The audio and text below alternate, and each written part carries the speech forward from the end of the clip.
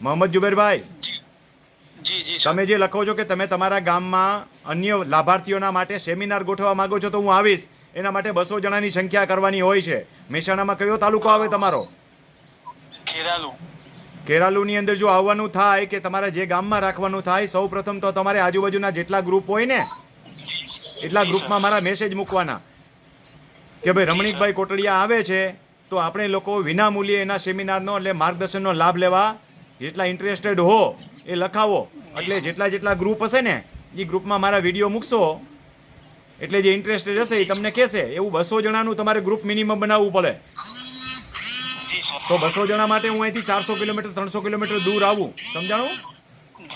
જી sir. એવું ગોઠવજો એટલે પછી આગળ માર્ગદર્શન આપીશ અને હું મારા ખર્ચે આવું છું.